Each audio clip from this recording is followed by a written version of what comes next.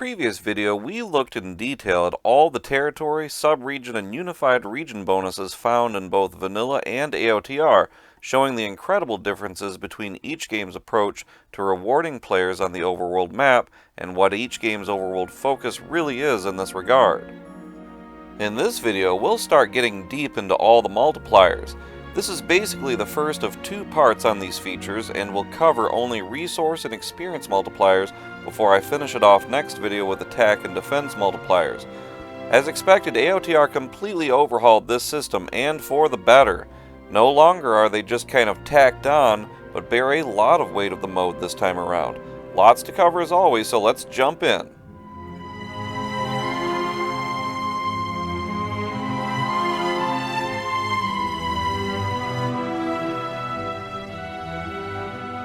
Before we dive into the details of the multipliers themselves, let's do a brief overview of where they're concentrated. These areas are easily some of the most overlooked aspects of both games, as they're not overly obvious or clear as to how they're set up in either game. You have to really be intentional to follow this well.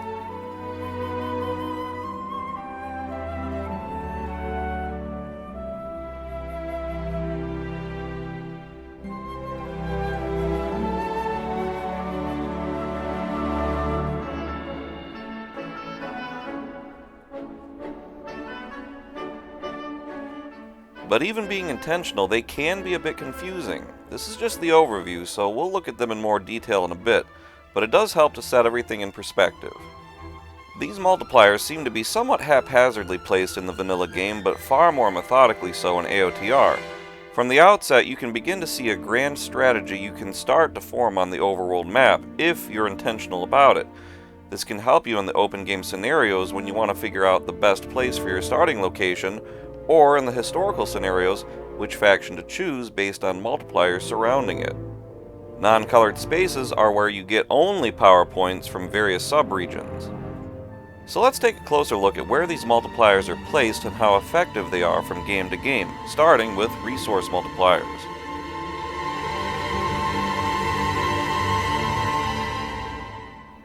In vanilla ROTWK, territories with resource bonuses are quite rare, not that valuable, and are in some of the most, honestly, unusual geographical spots, given the way Middle-earth works.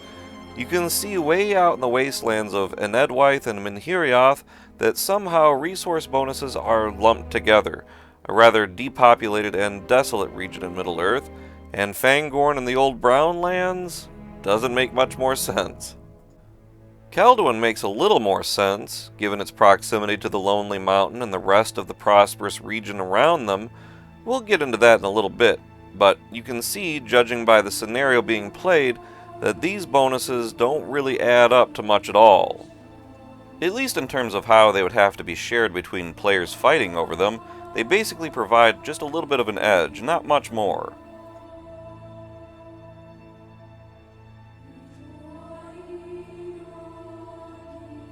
Resource territory bonuses are also rare, but extremely valuable in AOTR.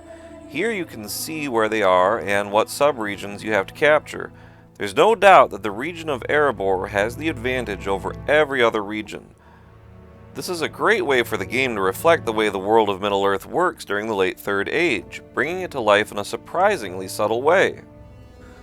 Erebor and Dale, along with the nearby allies in the rebuilt Lake Town and in Dorwinion, the land of wine, had a lucrative trade going with one another, so it only makes sense that all that area of Middle-earth would be so valuable in gameplay mechanics.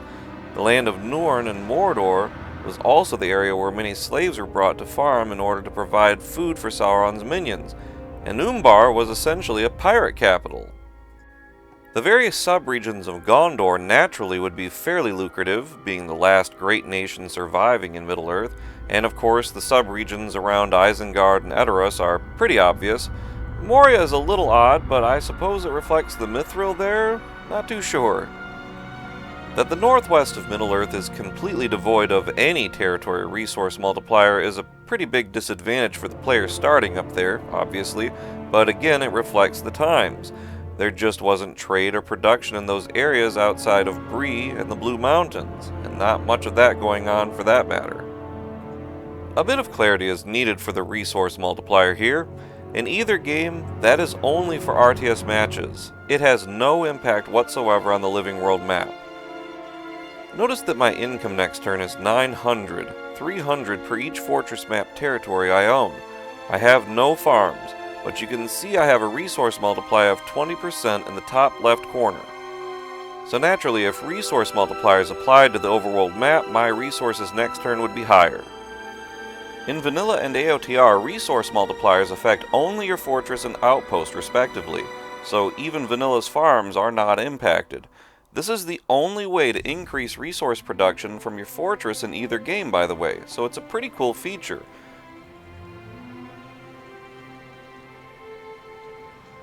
And the cool thing is, if you choose to build multiple fortresses, the bonus affects all of them. Naturally, in AOTR, you can only build one outpost, as covered earlier in the series. But in AOTR, you have an additional source that you don't have in Vanilla, the farm battle bonus. In RTS matches, default resource output is 100 per tick. You can see here I have no farms or resource multipliers on this territory being attacked.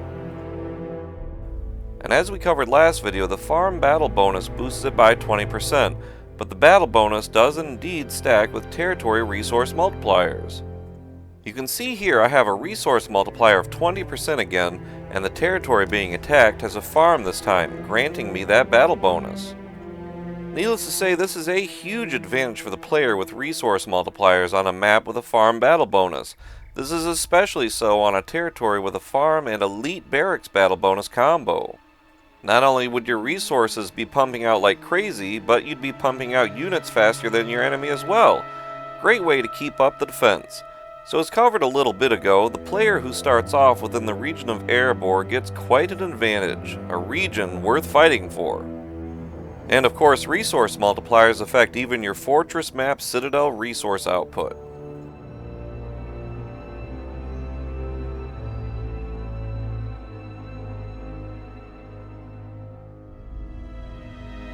In Vanilla, like resource multipliers, experience multiplier territories are extremely rare and offer appropriately little value. So let's take a look at this in detail. Heroes, much like with anything else in terms of modifiers, are not affected by the experience multipliers. Looking at the most likely scenario that you'll only end up getting 2 of these territories for a 10% total bonus, you can see it makes no difference at all from the default experience gain.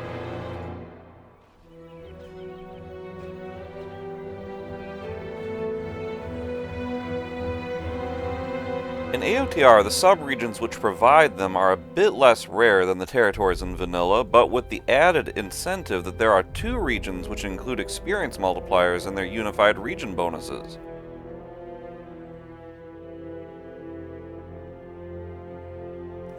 Like Vanilla, heroes remain unaffected by experience multipliers.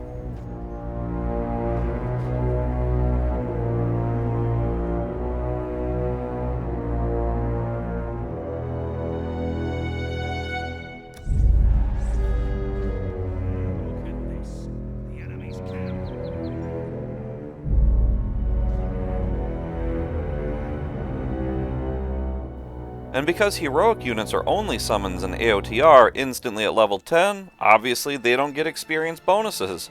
So scratch that. So let's move on now to how normal units are affected in both games. In Vanilla, the XP bonuses are incredibly small and really don't add up to anything much at all if using only them, even if you got all 4 territories. In Vanilla, these multipliers work best when combined with XP multipliers you get from heroes' leaderships, or heroic statues, but even then it's only a marginal increase, enough to provide a slight edge but hardly enough to risk much gunning for those territories and trying to defend them. There's just better fish to fry, like the high treasure or PowerPoint territories we covered last episode. The XP multiplier territories in Vanilla feel kinda tacked on as a result. You'll see what I mean in a moment when you see how even with AOTR's much higher experience multiplier rewards, the gains are only relatively incremental when using only the multipliers, so we won't waste our time demonstrating Vanilla's ineffective XP territories. So let's first take a look at the default experience gain of just one unit, the Tier 2 Soldiers of Minas Tirith, which my enemy will be using against me using the Tier 1 Dwarven Guardians. You can see here that he has no experience multipliers. It's not perfectly clear, but I also have no multipliers of any kind. As you briefly saw, he has the Gondor troops fully upgraded and at level 2 because they simply cannot go toe-to-toe with the dwarves otherwise. Let's see how many dwarven units it takes for them to get to level 5. I'll measure this the best way I know how, 1 battalion against 1 battalion at a time. This keeps it as objective as possible.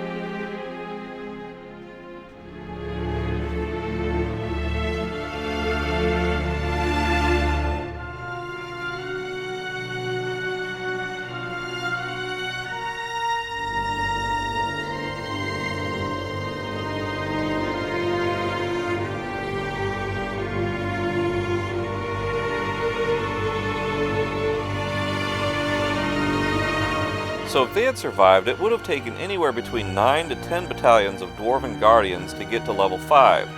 Now let's see how the plus 35% XP multiplier does. You can see here I have no multipliers, whereas my enemy has the 35% experience multiplier.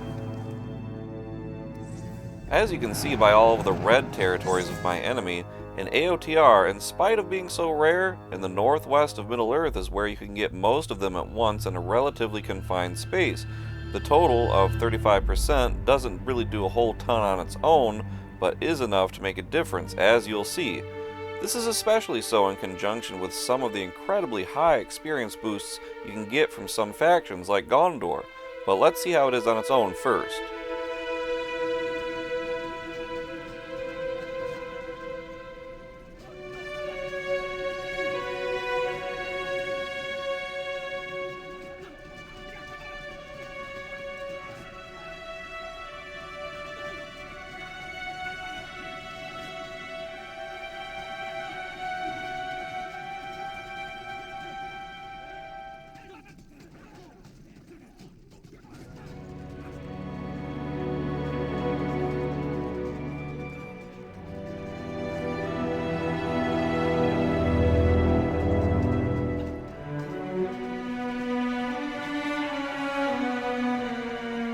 Not too shabby. They max out and survive to fight another day.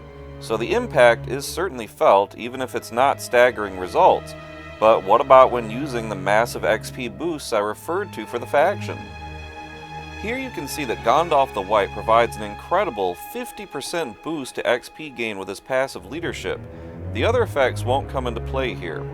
Let's see how our troops would do without the plus 35% XP multiplier, but with just Gandalf's boost. He will just follow them to keep providing the boost and will not participate in the fighting to keep it as objective as possible.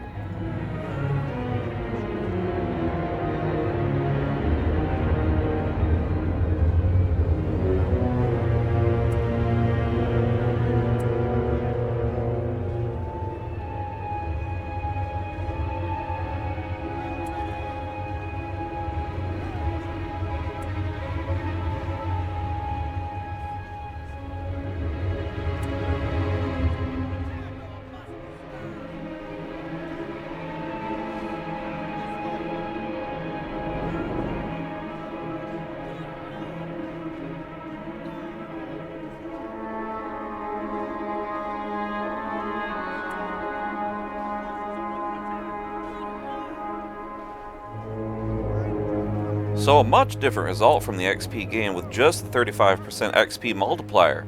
Now we're starting to see how much of a difference XP boosts and multipliers together can make. So let's combine Gandalf with the 35% multiplier and see the real deal.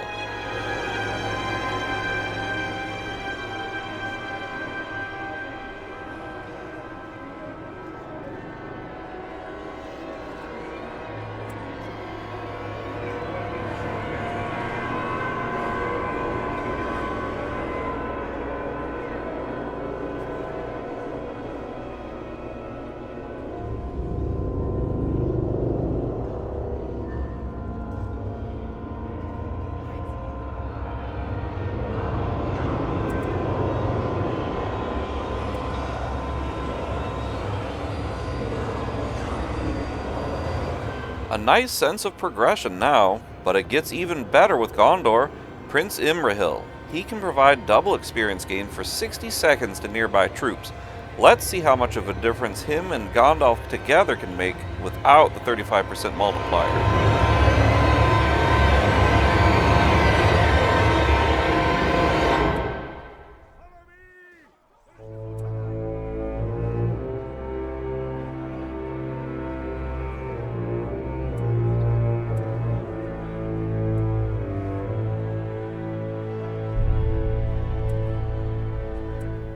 Level 5 and still going strong.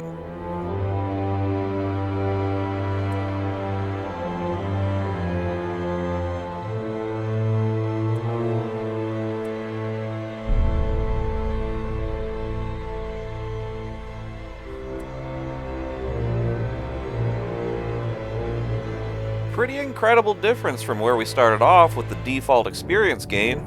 I won't show the plus 35% multiplier used in conjunction with these two heroes, but you get the picture. Using the 35% multiplier would lower the battalions needed to max out to probably 3 at this rate, but hard to do in AOTR given that there would be a long wait time to have either hero come into a fight as a reinforcement army. But if you have a fresh army and need to quickly boost their levels, this is the best way to do it. And it gets even better with Gondor. Boromir has a passive leadership that boosts XP gain by another 50%, and his father, Denethor, also has yet another experience boost. And of course, there's always the various abilities and powers to instantly boost levels on top of all of this. So you can see that AOTR makes gunning for those XP multiplier territories and subregions much more worthwhile, especially if you're Gondor. They might be a bit tricky to defend, but if used in conjunction with some of the heroes of Gondor, they're worth your time.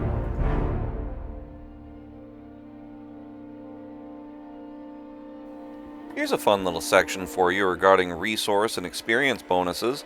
Did you know that they also affect neutral, capturable outposts and naval vessels? That's right, these bonuses are virtually the only modifiers to do so. One of the sort of hidden or not well-known features of both games is that resource multipliers also affect neutral, capturable outposts. You can see once again I don't have any resource multipliers here to demonstrate the default resources per tick of these structures. These structures already put out a massive amount of money, so are worthy of capturing and protecting at all costs. But with resource multipliers, very valuable targets to protect. Pretty amazing stuff. Resource multipliers also boost production of your fishing boats in AOTR. Naval stuff has never been to the liking of most BFME players, but still one of the cool features to make it somewhat more fun. Notice I've got a 40% resource multiplier here. And like with any of your farms, when their resources are boosted, fishing boats will level up faster from the resource multipliers.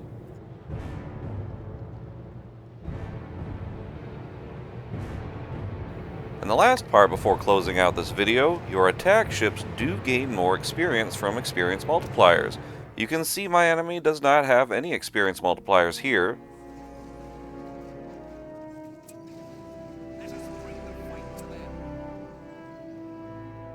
I, on the other hand, have the 35% experience multiplier from earlier.